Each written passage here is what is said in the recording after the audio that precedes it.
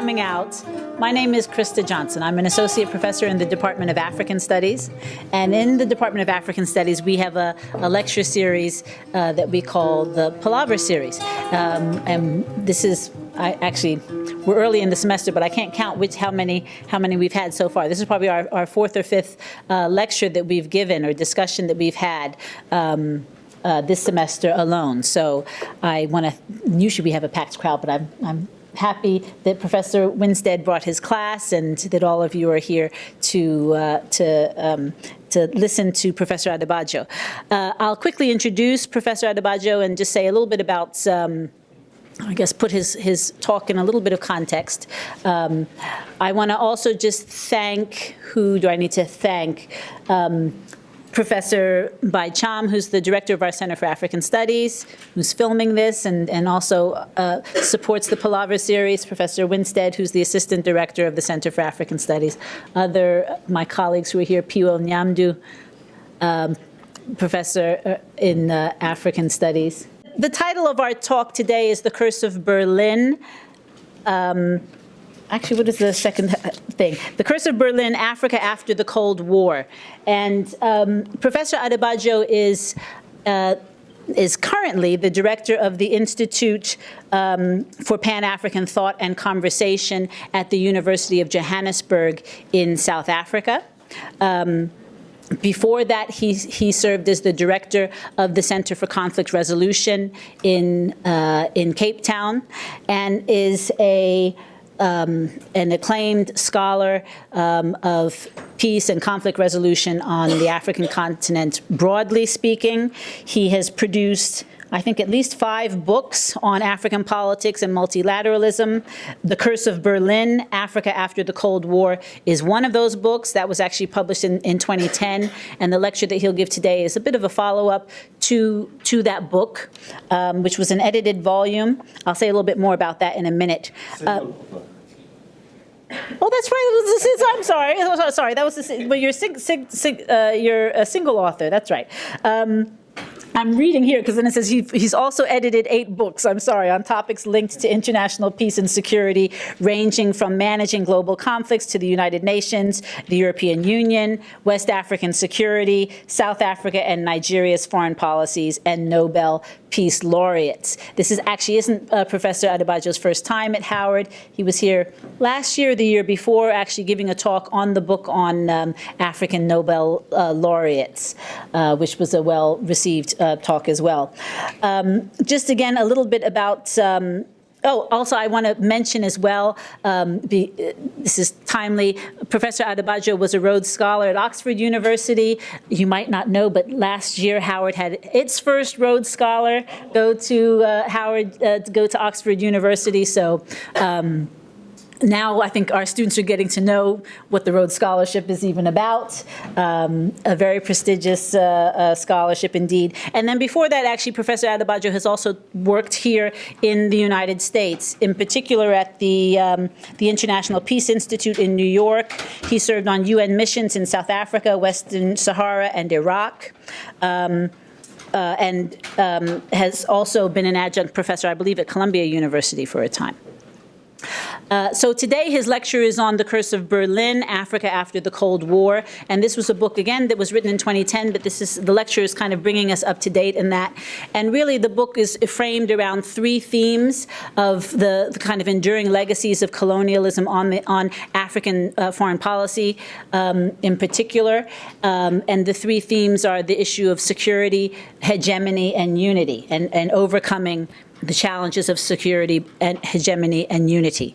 I won't say very much more actually about that because that's what your talk is going to be about. So without further ado, let me turn it over to you, and thank you so much for coming back to Howard.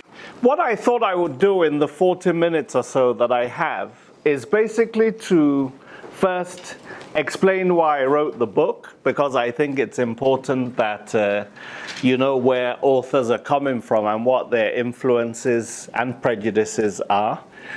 Second, to explain the Curse of Berlin, the title. And third, to look at the three key themes that Krista has just mentioned in terms of security, hegemony, and unity. And she'd actually wanted me to focus just on security. So I'm going to focus most of my discussion on that. But I wanted to talk about the Curse of Berlin, both because it's broad and also because Krista told me that she'd been teaching it in her class. So I thought there might at least be some familiarity. So the journey of the last 27 years have been somewhat of a personal intellectual odyssey for this author, who joined the field of international relations at the dawn of the Cold War period, just as the Cold War was ending.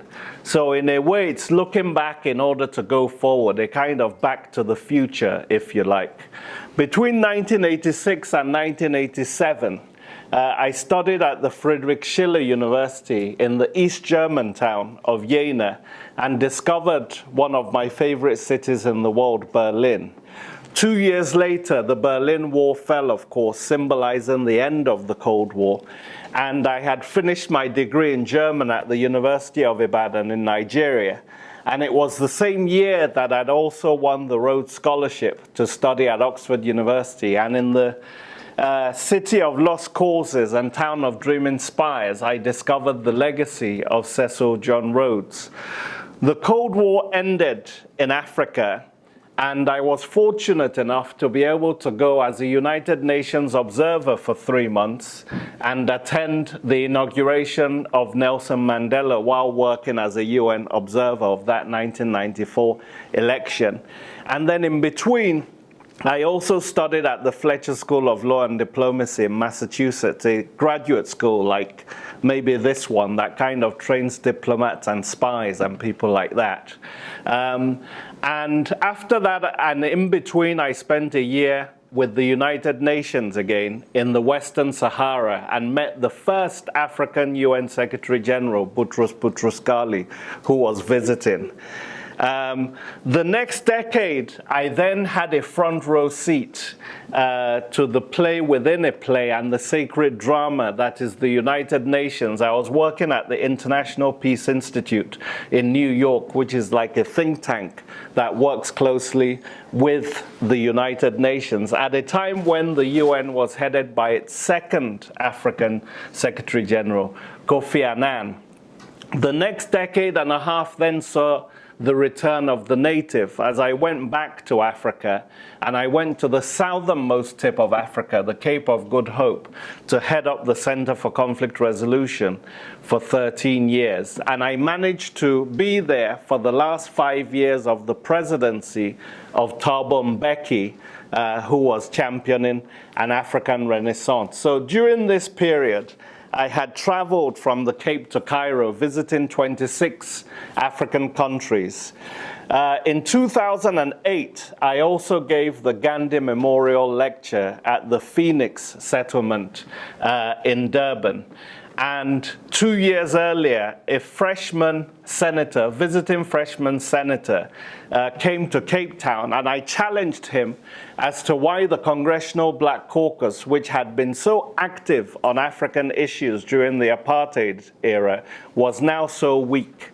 And 2 years later, the same freshman senator, Barack Obama, became president of the US. Of course, my own part in all of this is very small, but just to say that, the events that I witnessed have very much been part of shaping a new international relations, both in Africa and globally as well.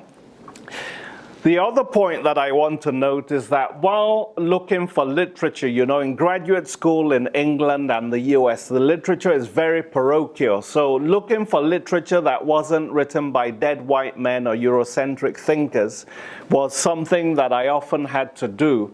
And while looking for such literature that kind of I could identify with, I stumbled into a Kenyan intellectual called Ali Mazrui, and few have written as eloquently and thought as profoundly about Africa as this committed Pan-African. And so I dedicated the book to him. He's the doyen of Africa's international relations. He died in 2014. But he very generously agreed to contribute a 20-page preface to the book, which masterfully ties together many of the main threads of the book. The final path-clearing comment I just want to make is that even though I talk of the book in terms of the curse of Berlin, I'm not trying to suggest that Africa is a victim, but Africa is still, like Ali Mazrui said, trying to turn itself from a pawn to a player on the world's geopolitical chessboard. So as Chinua Achebe, the Nigerian novelist, wisely stated, until the lions produce their own historian, the story of the hunt will glorify only the hunter. So we have to write our own history from our own perspective, and you have to also look at historical and structural issues that have led to and resulted in Africa's current situation in its international relations. For Latin America, Asia, even the US, you wouldn't write about the history today without looking at the past and how the past has shaped the present. So it should be no different for Africa as well. So let's move now towards the curse of Berlin. During the annus mirabilis of African independence in 1960, 17 African countries won their independence, and there were great expectations for the rebirth of a continent. As Africa celebrated the Golden Jubilee of this annus mirabilis in 2010, there were harsh times, basically. We seem to be going through a severe midlife crisis. And November 2014 is an important date, because it marked 25 years of the fall of the Berlin Wall, but also 130 years since the start of the Berlin Conference. And my basic argument in the book is that Africa still continues to suffer from a curse invoked in Berlin by 14 mostly European statesmen, and they were men. They met in Berlin in 1884 to 85 and notoriously set the rules for the partition of Africa as the scramble for the continent's riches got underway. No single African representative was in the room as they debated territories, etc. And within a period of 15 years, almost the whole of Africa was basically colonized by them. Otto von Bismarck, the German chancellor, was basically the grand wizard of the Berlin Conference. The German sorcerer and his European apprentices basically used the Western wizardry of the Industrial Revolution to set the rules for the partition of Africa. And I think that the curse of that Berlin Conference and the legacy is the pernicious kind of nation states that came out of that. Africa is the only continent with 16 landlocked states. And the legacy of that conference was basically imported political systems that did not reflect the way that people had ruled themselves. You had dependent economies, and you had insecure borders. And to further compound the treachery, you had the traveling Cold War circus come to Africa by the 1950s, 1960s. And you saw the two superpower clowns, the US and the Soviet Union, and France play out their tricks on the continent, replacing different leaders that they didn't like anymore, flooding the continent with billions of dollars in weapons, and resulting in millions of African deaths. I think it's also important to note also, we've looked at the external causes of Africa's problems internally. In the nearly 60 years since independence, African leaders also need to be scrutinized for the poor governance and the failure to transform their own countries as well. Both the military and the civilian leaders failed spectacularly to be able to make much of the inheritance that they'd got. So 1989 comes, and the fall of the Berlin Wall ended the curse of Africa's ancestors over Europe, which was the partition of both Germany and Europe itself. But the Bismarckian curse from 1884 to 85 was not lifted with the fall of the Berlin Wall. That continued to trouble Africa, as we saw in some of the border conflicts: Cameroon, Nigeria, Libya, Chad, Ethiopia, Somalia, that continued. Of course, some of the conflicts also had more internal roots.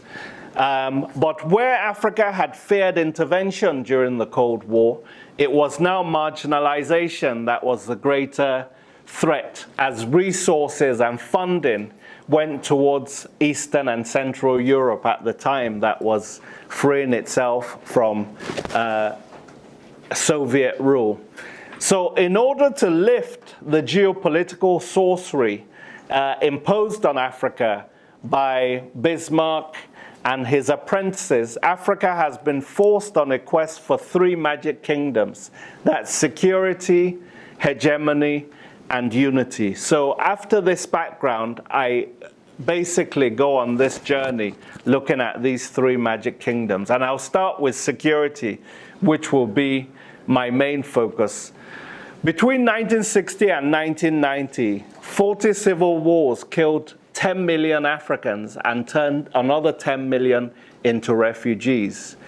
Ali Mazrui in 1967 came up with the idea of Pax Africana in a seminal work called Towards a Pax Africana. And it's quite interesting that this is actually the 50th anniversary of the concept of Pax Africana. And Mazrui asked a basic question, which I think we still haven't answered today. Who will keep the peace in Africa now that the colonial powers are departing? Mazrui's idea of Pax Africana basically argued that Africans have to create and consolidate peace on their own continent through their own exertions. His idea of continental jurisdiction was a sort of Monroe Doctrine, arguing that outsiders should stay out of Africa and let Africans resolve their own conflicts. And in the related idea of racial sovereignty, Mazrui argued that interventions by sisterly African states was more legitimate than intervention by outsiders. So something like Africans intervening in their own conflicts was more legitimate than outsiders intervening in their conflicts. There were two events in the post-Cold War era that shaped the way that African security evolved. First was in 1993, when 18 US soldiers were killed in Somalia by a warlord called Mohammed Farah Aidid. Many of you may have seen a kind of Hollywood version of it in Black Hawk Down. But basically, there was nothing heroic about it, because 1,000 Somali, mostly women and children, were also killed in this encounter. And Bill Clinton, who is often seen as a friend of Africa, feeling Africa's pain, basically made sure that not only were US troops withdrawn, the mission was eventually shut down. 6 months later, in a tiny Central African country called Rwanda in 1994, there was a genocide that was taking place.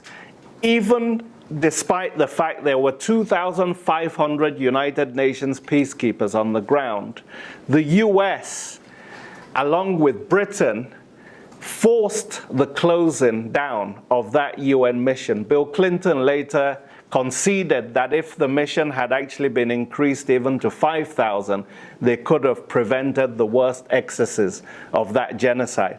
But that genocide basically sent a message to Africa that the world really did not care much about them. They could watch 800,000 people be needlessly slaughtered and not do anything. one of the worst cases of racism in international relations, if you want to find one. So what then happened is that Africans were forced to use their own institutions to manage their own conflicts. These were institutions like the Organization of African Unity at the time, which became the African Union, ECOWAS, Sadek, IGAD, etc. But these institutions had been set up to promote economic integration and development. They weren't set up for security issues like the United Nations was, for example. So they lack the logistics, they lack the finance, etc. But that's what we were stuck with. According to ancient European folklore, European alchemists tried to turn lead into gold and in the process discovered the scientific methods. I think African alchemists trying to turn the OAU into an effective AU must also avoid a similar illusory quest for an El Dorado, because the AU doesn't really seem to have learned lessons from the logistical and financial deficiencies of the OAU, which depended for 75% of its funding in the security area on external actors. The AU is still deploying troops to Burundi, to Darfur, to Somalia, without the logistics of finances to be able to get the job done. I want to quickly just embark on a journey from Cotonou to Casablanca, from the west to the north, to look at the security issues in each of Africa's 5 sub-regions. So starting in West Africa, the legendary leader of Ghana, Kwame Nkrumah, came up with the idea of an African High Command in the 1960s. And the idea was a basic one, which was that African governments should basically come together and create a supranational army that could wage wars of liberation and basically keep outsiders out of African security. Nkrumah, though, was in a minority of one in terms of this idea of an African high command. At the time, African countries' sovereignty was too new. These were states trying to become nations, and so nobody really supported the idea of a supranational army. And some countries, particularly in the Francophone world, saw France as a better guarantor, at least of their regime security. But in West Africa, in the post-Cold War era, West Africa has gone the furthest in terms of trying to implement the Pax Africana. It's launched 7 interventions, twice into Liberia, twice into Guinea-Bissau, in Sierra Leone, in Mali, in Côte d'Ivoire. Most of them have eventually been taken over by the United Nations, but there were 2 in the 1990s that were led by Nigeria in both Liberia and Sierra Leone, where Nigeria provided 80% of the troops and 90% of the funds, and actually suffered 1,500 fatalities. And Nigeria really did a lot of heavy lifting in a kind of Pax Nigeriana, if you want. But it's unclear whether Nigeria will actually be a force for stability or instability in West Africa, because even though it's the largest economy in Africa, it's been able to, provide leadership in peacekeeping. Nigeria itself continues to suffer from internal issues. Boko Haram, I'm sure you've all heard about, 20,000 fatalities in northeastern Nigeria since 2009. And even in the oil-rich Niger Delta, the militants have been able to shut down 1/3 of Nigeria's oil production. So the hegemon in West Africa will have to resolve those problems before it can be effective in West Africa. In South Africa, the most important incident historically was the apartheid destabilization of its neighbors, which resulted in 1 million deaths and $60 billion in damages in the 1980s alone. But since the post-apartheid era, after Mandela came into power, Thabo Mbeki played the role of a Pied Piper of Pretoria, playing the diplomatic tunes to which warlords, politicians, and rebels danced in the DRC and Burundi, where South Africa deployed 3,000 peacekeepers. So South Africa went under Mbeki from being the most destabilizing force in Africa to being its most energetic peacemaker. But in the post-apartheid era also, Sadek, which is the regional organization in Southern Africa, led by a lot of liberation movements who really haven't wanted a very strong regional organization in the security field. So you have the paradox of the sub-region with the strongest think tanks in Africa not really being able to feed into much of the work of Sadek. The Great Lakes region in Africa is one of the most spectacularly beautiful. Rolling hills, dense forests, rising mountains, but the Great Lakes have been infected by ethnic crocodiles of the genocidal species. You have Burundi and Rwanda, which are tragic twins that seem to be repeating bloody cycles of massacres based on diabolical Belgian colonial social engineering. And you have the DRC, a country the size of Western Europe, with lots of rich mineral resources, that has had 7 armies, mercenaries, militias fighting in there based on the corrupt kleptocracy of Mobutu Sese Seko for 31 years, who was backed by the West. The US, France, and Belgium were the main backers of Mobutu during the Cold War. And so you've had a UN peacekeeper, the Congo has not been able to, it should be the natural hegemon in Central Africa if you think about it, based on its size, based on its location, resources, etc. But it hasn't been able to play the role that Nigeria has played in West Africa, or South Africa in Burundi and the DRC, because it's basically become a carcass on which regional vultures like Uganda and Rwanda have feasted. They've sent troops in there, they've looted the resources of the Congo. Various UN reports have basically documented that looting.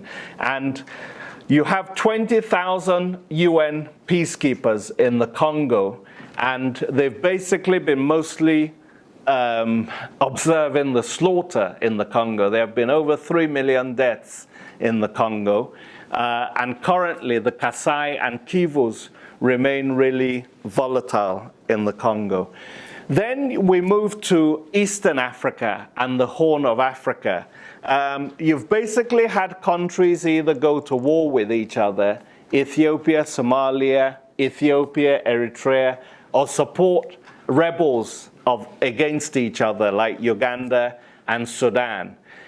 You also have 1,700 American troops in Djibouti, basically sending drones into Somalia, sending troops into Somalia, basically chasing up mad mullahs, even under Obama. And that was one of the worst crimes of the Obama US policy towards Africa, continuing the militarization of US policy towards Africa.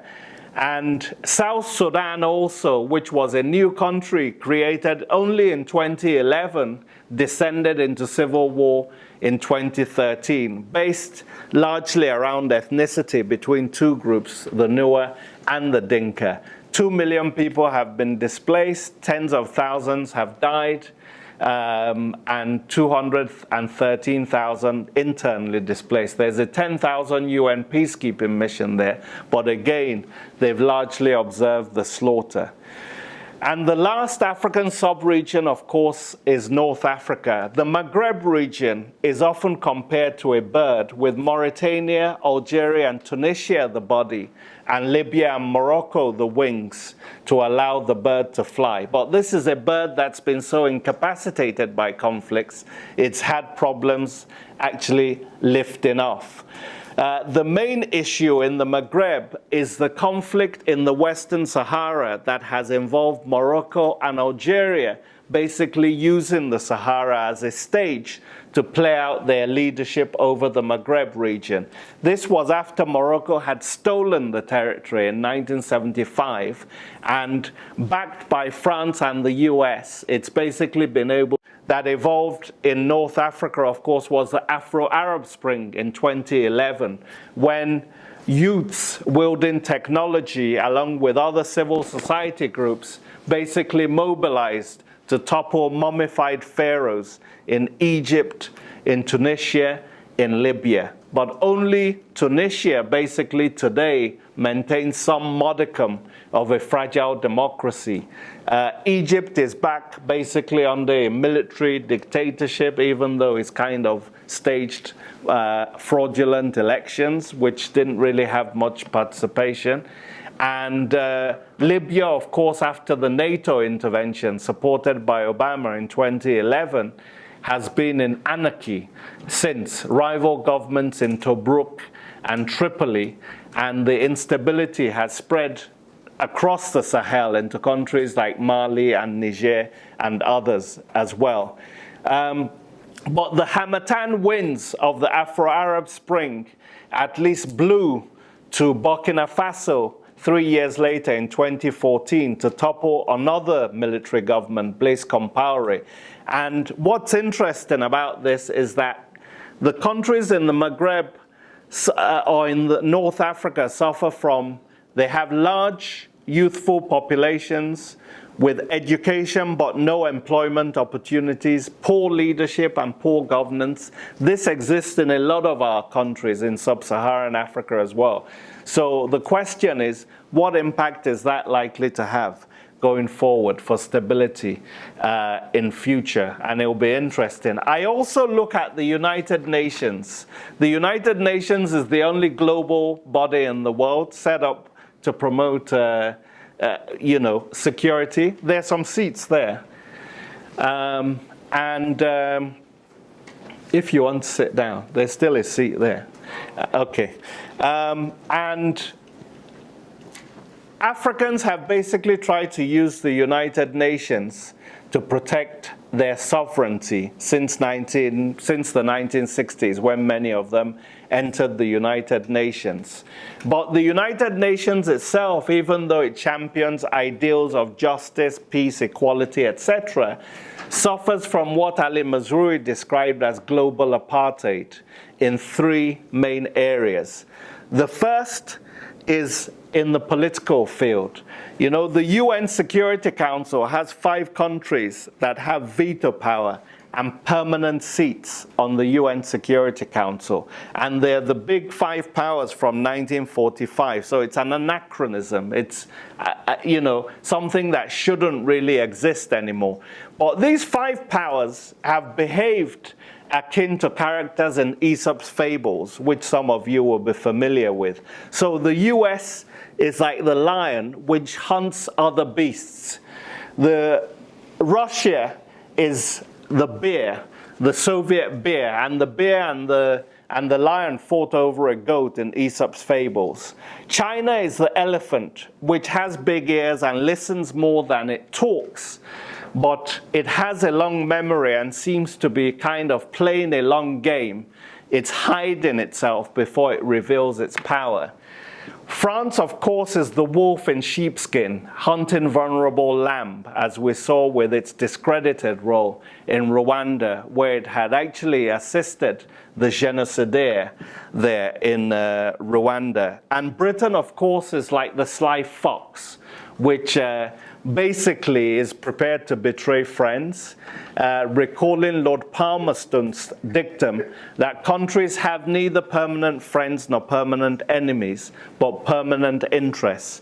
But the more important point is that these countries who are responsible for maintaining international peace and security actually export 70% of the arms that fuel conflicts in the world. And 11 out of 15 cases in Africa on the UN Security Council, France, Britain, and the US hold the pen, which means they draft all of the resolutions. So these kind of neo-colonial arrangements that continue are things that have to be changed. There needs to be greater representation by countries like Brazil, India, Nigeria, South Africa, as permanent members in the UN Security Council. There's also in the security field a global apartheid in that there's an aristocracy of death in which it's mostly the Asians and Africans spilling the blood in these UN peacekeeping missions, 86% of which are deployed to Africa, and the West pays some of the bills when it can be bothered. And then in the socio-economic field, there's apartheid in the sense that a lot of the decision-making in the financial field is not made at the UN. So Africans and their allies have tried to set up organizations like the UN Development Program, the UN Conference on Trade and Development, but most of the decisions are made at things like the World Bank and IMF just down the road, which have weighted voting. The IMF is always headed by a European, the World Bank by an American, as if by some kind of genetic disposition of superiority. And these are untransformed institutions, but they're institutions where the West continues to wield great power. So they're the ones, along with bilateral aid, where funding is done. Africa also produced the first two post-Cold War United Nations Secretaries General. So I assess both of them as well. Boutros Ghali from Egypt, 92 to 96, he held the post. He was the most intellectually accomplished of the UN Secretaries General, and he was quite courageous in criticizing the West for focusing on rich men's wars in the Balkans and neglecting Africa's orphan conflicts. But in the end, he ran into trouble with the Americans. And even though an agenda for peace is one of the most important and continues to be one of the most important indispensable guides to peacemaking, peacekeeping, and peace building in the post-Cold War era, he earned himself the unenviable reputation of being the only one of the 8 UN Secretaries General to have been denied a second term in office as a result of opposition by the Americans. His successor was Kofi Annan from Ghana, who had been head of UN peacekeeping. And he basically worked with the Americans against his boss, Boutros Ghali. And another curse of the ancestors would eventually catch up on Kofi Annan. So Kofi Annan courageously championed humanitarian intervention and took some risks in doing that. But he also fell out with the Americans, who had basically done the most to put him in office over Iraq and not basically doing their bidding. And even though Kofi Annan won the Nobel Peace Prize in 2001, he was rendered a lame duck, effectively, by the US 2 years before the end of his tenure. And in the end, he painfully learned the ancient wisdom that one needs a long spoon to sup with the devil. I then look at, in the second part, the quest for hegemony, the attempts by Nigeria and South Africa to increase their leverage in international politics, particularly under Presidents Olusegun Obasanjo and Thabo Mbeki between 1999 and 2007. They went to G8 summits, tried to get support from powerful countries for peacekeeping and development in Africa, but this basically failed. And what I argue is that Africans haven't really used the presence of China in Africa effectively. China has now become the largest trading partner of Africa, $300 billion of trade. But Africa hasn't used that as leverage to be able to negotiate better deals with France, the US, and traditional partners, so that it can do. And I also argue in the book that China and South Africa are two of the largest investors in Africa. And I wonder whether the springbok and the dragon could come to basically be seen as new imperialists in Africa. In the final part of the book, The Quest for Unity, I look at, again, Africa's efforts to try to use the regional integration and the alliance with Africa's diaspora, which was effective in the anti-apartheid struggle, as well as with countries in Asia who were part of the Bandung Conference in 1955, that alliance. But this has also been frustrated by lack of cooperation and capacity. And I look at 6 key figures: Mandela and Cecil Rhodes, Mbeki and Nkrumah, and Obama and Mahatma Gandhi. And I also look at the African Union and European Union in comparative perspective. So Rhodes and Mandela, even though I was a Rhodes scholar myself, I consider Rhodes the greatest imperialist of the 19th century, a completely awful figure in historical terms. And Mandela, of course, was one of the greatest liberators of the 20th century.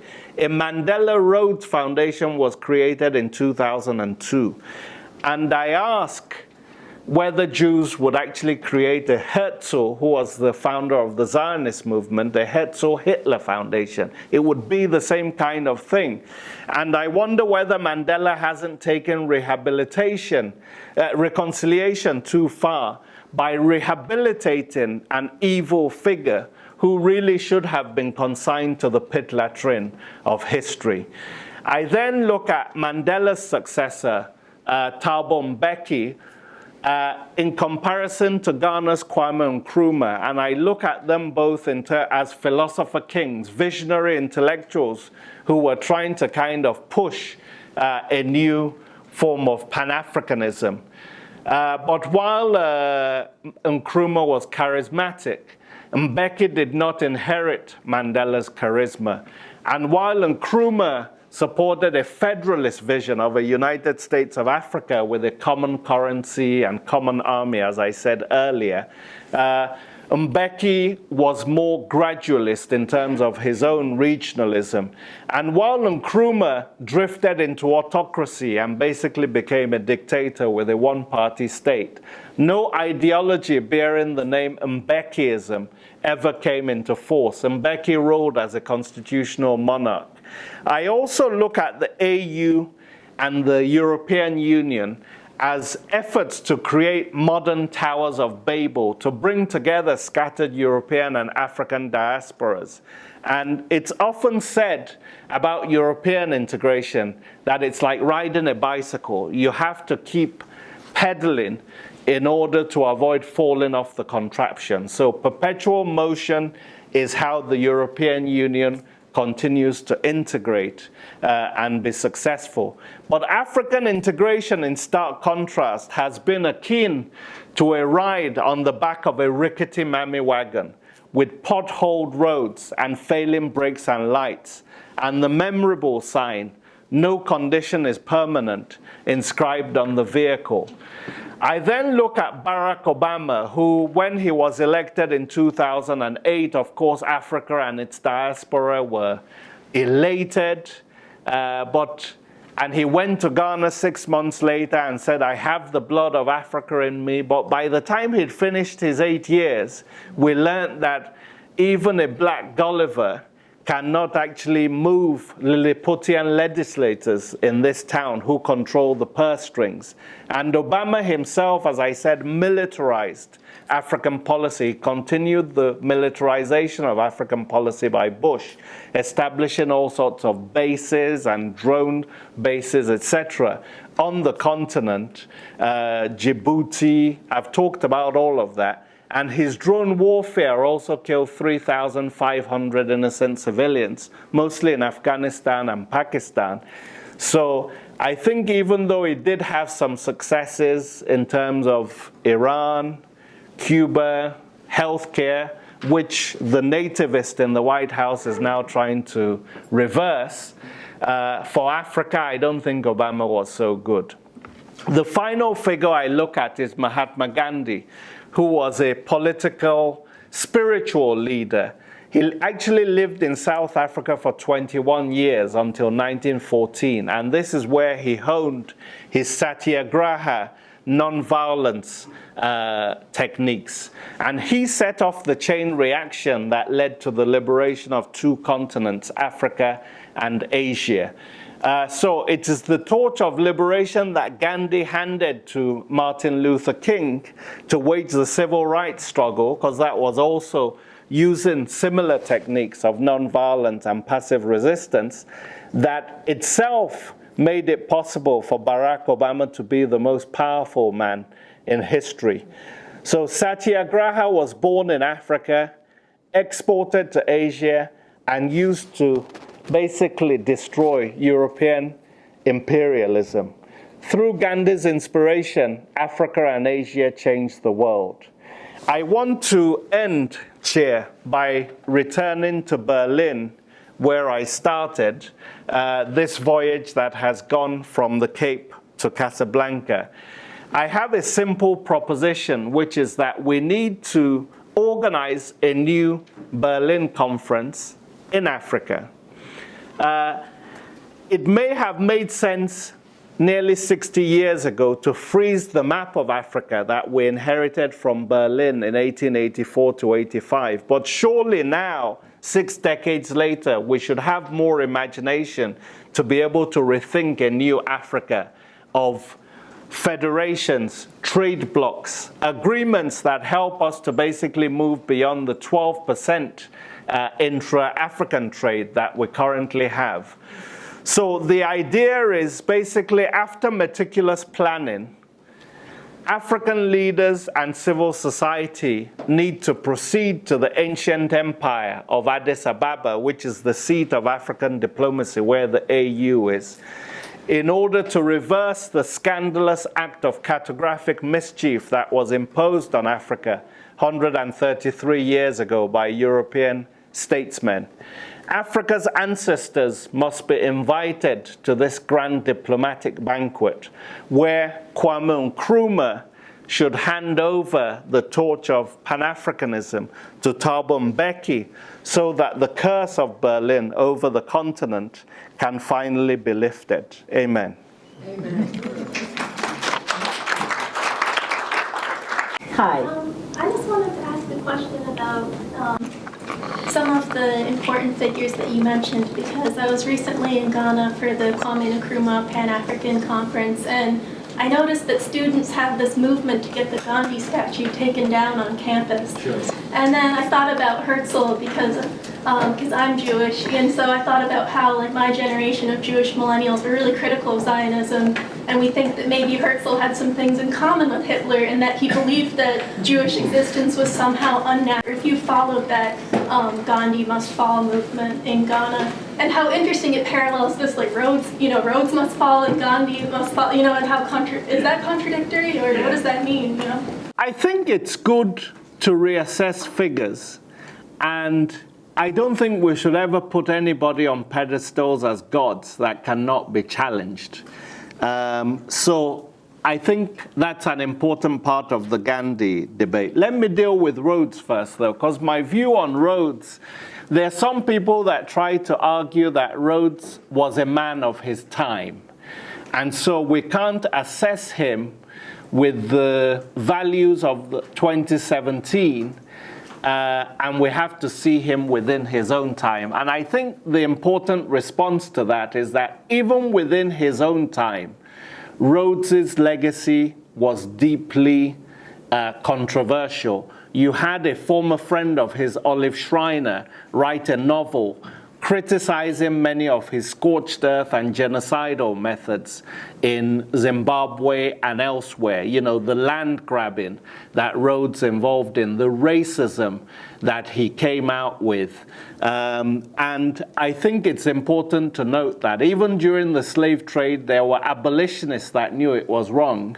So this equivalence that people often try to do is something we should challenge. There was a book that was written, I haven't read it yet, about Gandhi as the kind of stretcher bearer of imperialism, which reassesses his time in South Africa, and actually discovered that Gandhi involved himself basically in parochial fights in South Africa on behalf of the Indian community, and also said some quite vulgar things about black Africans. That should definitely be part of the discussion of Gandhi as well. We shouldn't whitewash Gandhi and that part of his legacy.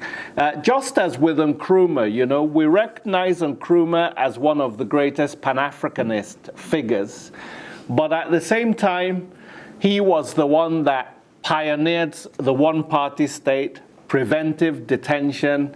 The main opposition leader, Dankwa, died in Nkrumah's jail. He democratized society, did not leave an open society. So I think it's important that even as you want to recognize some of the achievements, you also have to not shy away from things that you see. You have to call it as you see it. So these can be quite complex figures, but I would give Gandhi and Nkrumah some credit, respectively, for their anti-imperial battles. I would not give Rhodes any credit for anything. They're not leveraging the presence of China. There has been a lot of talk about the presence of China being a negative presence, but you made reference to this presence in a positive way. I'm curious if you could just give a little bit more about how Africa might leverage this presence, which often seems to, in some African cases, compete with, if not sort of obliterate some small businesses to take over the development of roads and infrastructure from African countries. How might they leverage that presence in a positive way? Well, I had a question about the AU and just kind of your take on the recent attempts at reform or kind of reflection on how best to kind of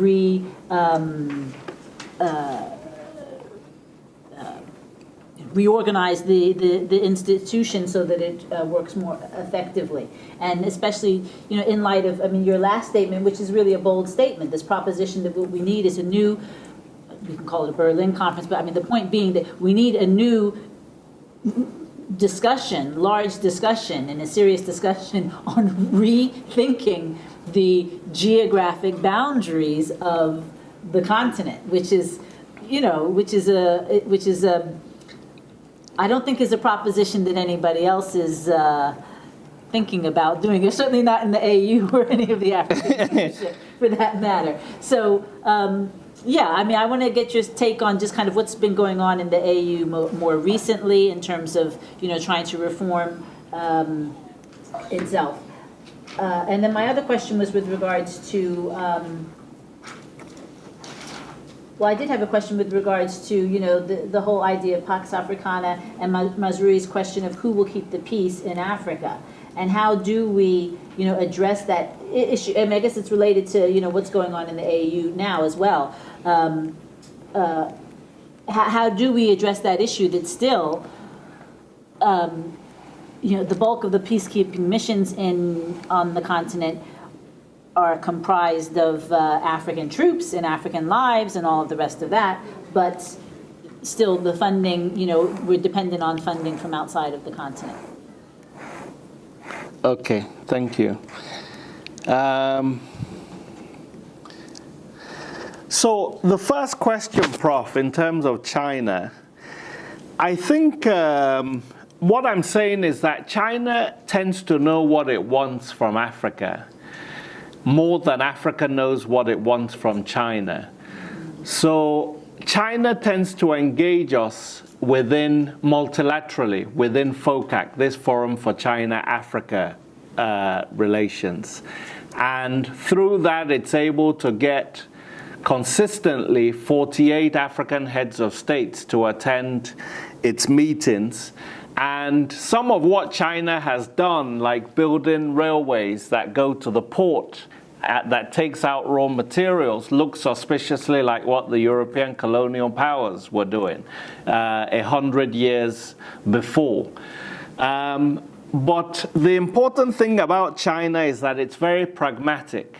And if governments tell China to back off, African governments, as governments in Egypt, in Ethiopia, that know what they want out of the relationship, China has backed off. It hasn't insisted, or it's not imposing its way. But at the moment, we have a relationship where we're basically exporting raw materials to China and basically importing manufactured goods back from China. That's the same colonial relationship that we had.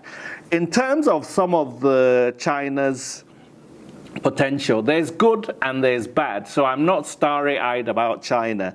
In terms of what's good, China has been contributing to United Nations peacekeeping in Africa. I think 1,800 troops it contributed.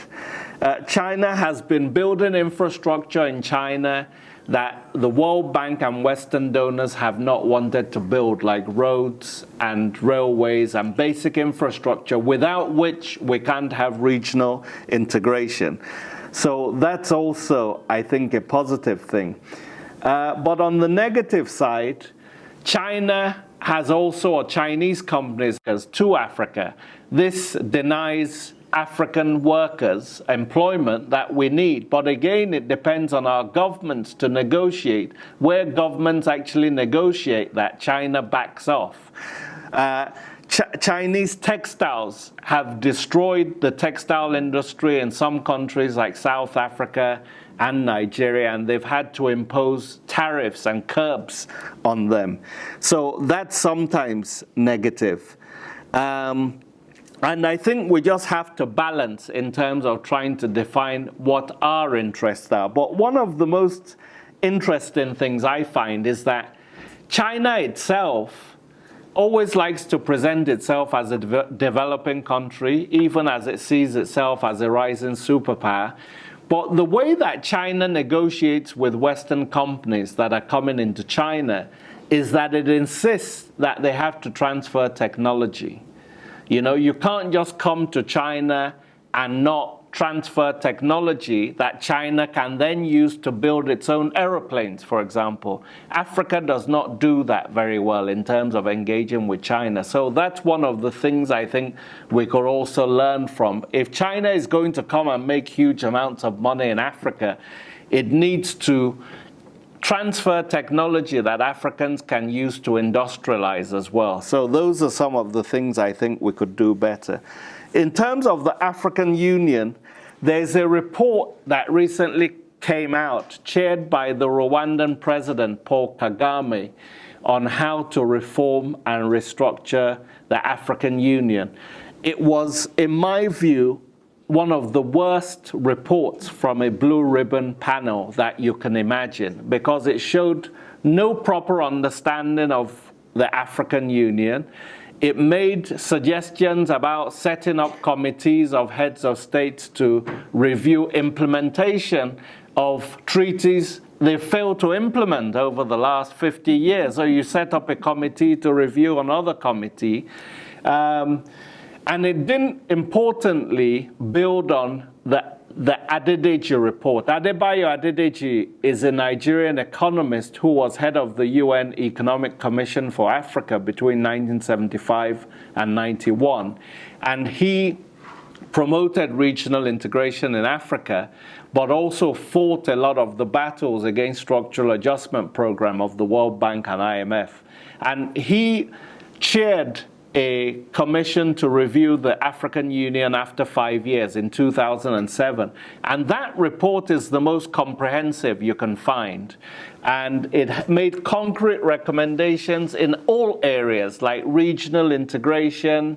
They need to rationalize the number of wrecks in Africa. This is what they need to do to accelerate it. It should be a less heads of state driven organization, because that's what the AU is. And we sometimes forget that the African Union has only 600 staff. for the whole of the 55 countries. Something like the EU that is looking at 28 countries, soon to be 27 when Britain leaves, has 33,000 staff and a much richer continent. And so I think we've got to look at that in terms of some of the dynamics.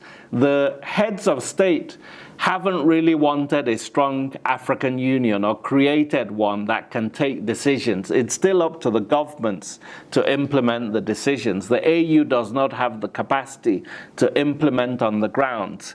And many of these heads of states sign agreements that they have absolutely no intention of implementing. They go back home after an AU meeting and that's about it.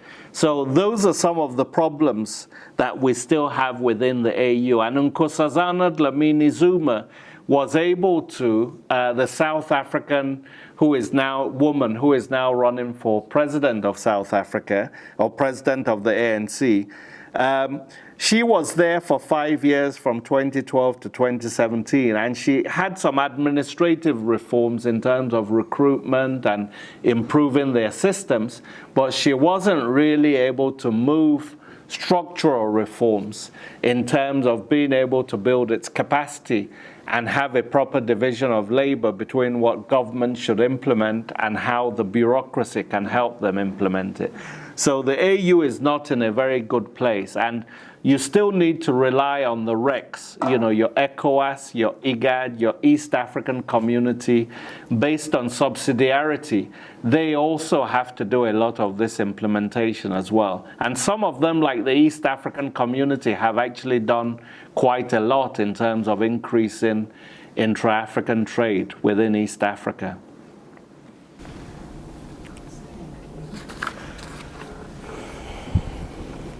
Any more questions or comments? Yes. Yes.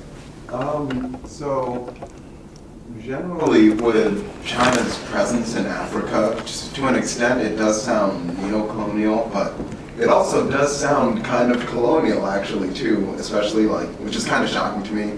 So would you say, if you had to say China was leaning towards one way or the other, would you say it was more neo-colonial or colonial in Africa?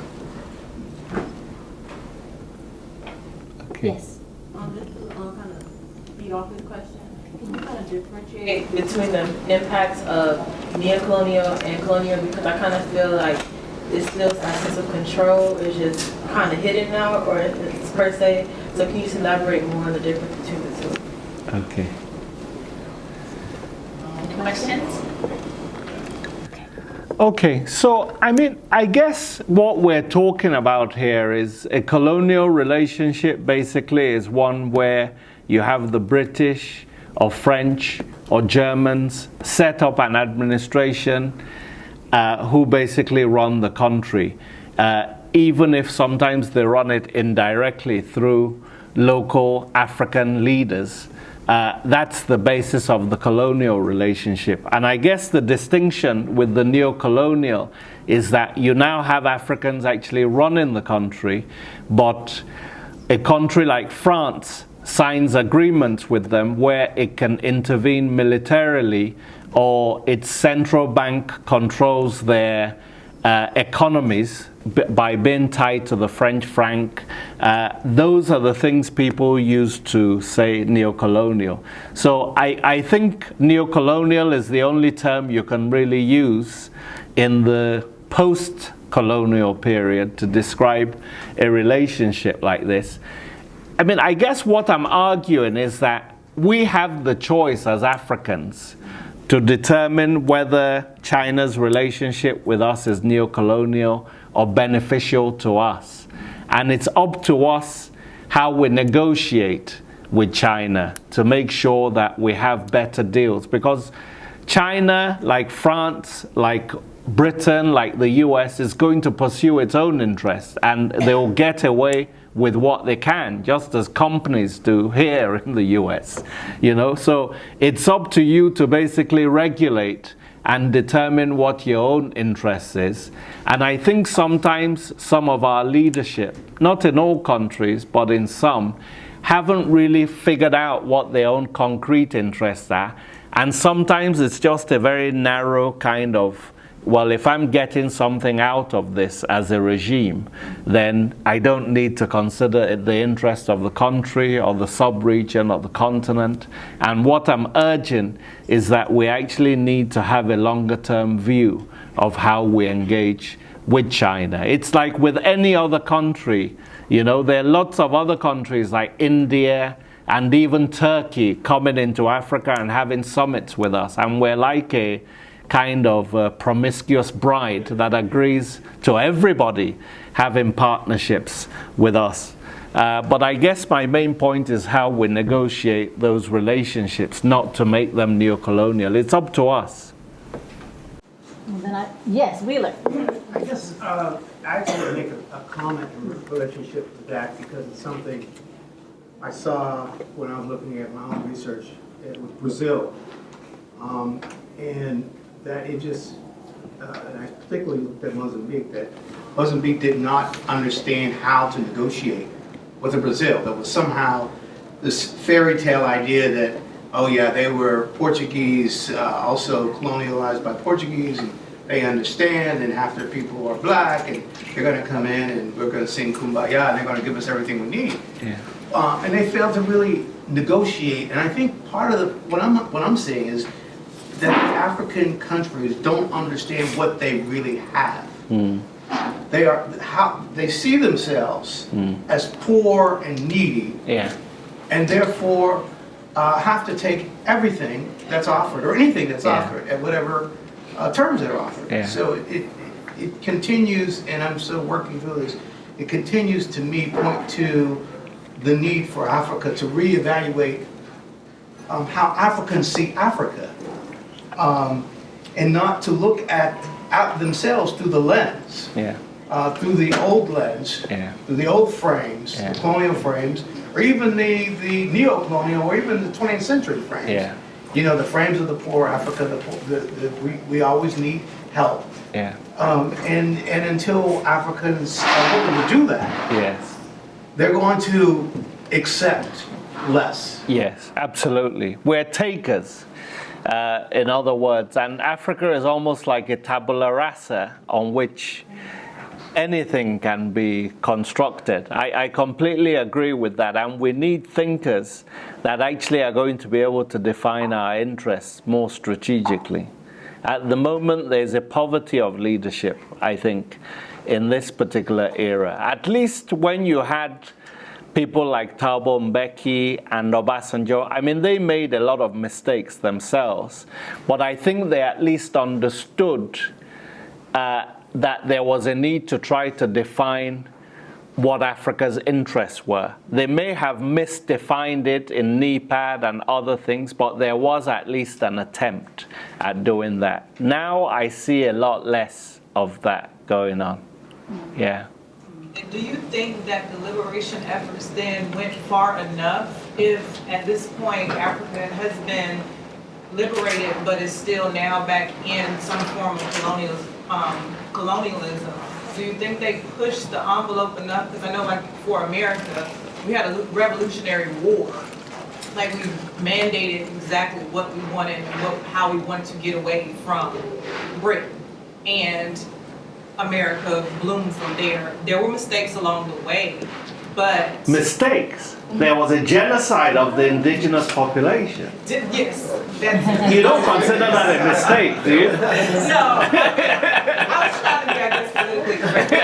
There were lots of things along the way that weren't, kosher. But in that, we do have America, it's one of the hegemonic powers, and we don't have a whole lot of resources here anymore, as opposed to Africa, who is rich with resources. Everybody seems to know that Africa has all these resources, it seems, except for the inhabitants of the land in the sense of governing for those resources. So do you think they pushed the envelope enough when they were, initially pursuing liberation? You see, it's a good question.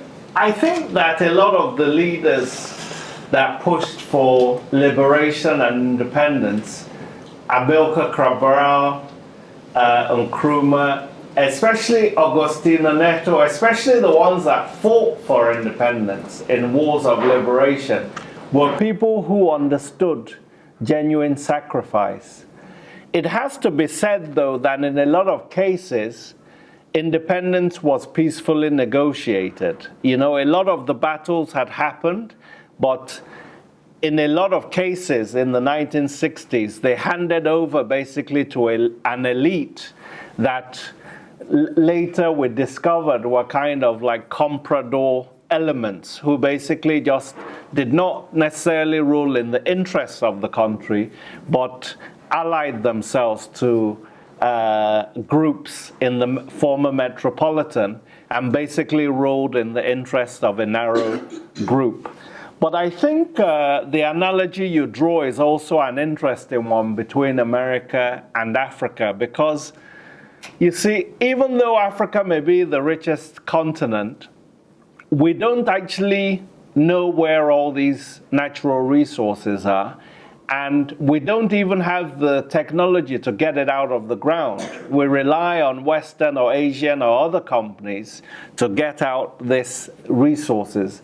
And unless you can add value to these resources through beneficiation, it's not enough just to get cocoa or coffee out of the ground and export it to Europe and America, and then it comes back in the form of chocolate, which you're paying 3 times the price for. We have to industrialize in order to be as strong as we need to be. You know, the story of America, like Germany, is that they organized one of the quickest industrializations of any great power. You can't separate that from America becoming a great power, but it was built on the backs of slavery and cotton, of course. That's also something that you have to keep in mind. But Africa, you see, even though it's a large country the size of US and China and parts of Europe combined, it's not acting as one unit. It's acting as 55 separate units. So we're like America in terms of how we look, but unlike America, which has one government and is acting on behalf of the interests of all those people, Africa has 55 countries, with 16 of them landlocked. Many of these countries, by the way, should not exist. A country like Togo, Benin, you can wipe them off the map, Togo, and nobody would notice. You can just erase them. These are not countries in any sense. You know, it's like a district here in Washington, D.C. You then call it the Republic of Maryland, you know? So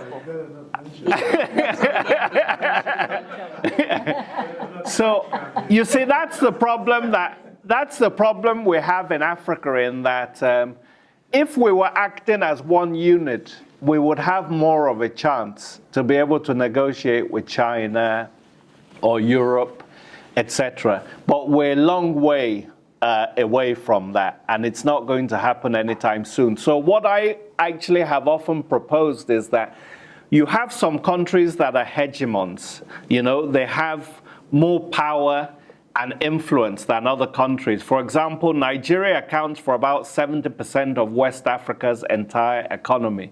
South Africa accounts for 60% of Southern Africa's economy. If there's going to be regional integration and development in those two sub-regions, then you need Nigerian and South African leaders to have a vision of what regional integration would be, and sometimes to take short-term decisions that may affect them, cost more to them in the short term, but for greater long-term benefits. So those are some of the things you have to do in the African context. Just as Japan has helped Southeast Asia develop, Germany has led the development of Western Europe. You need these regional hegemons to be able to push integration in those places. Well, thank you all very much for coming, and I want to thank again Professor Adebajo for sharing his insights and reflections with us. Thank you all.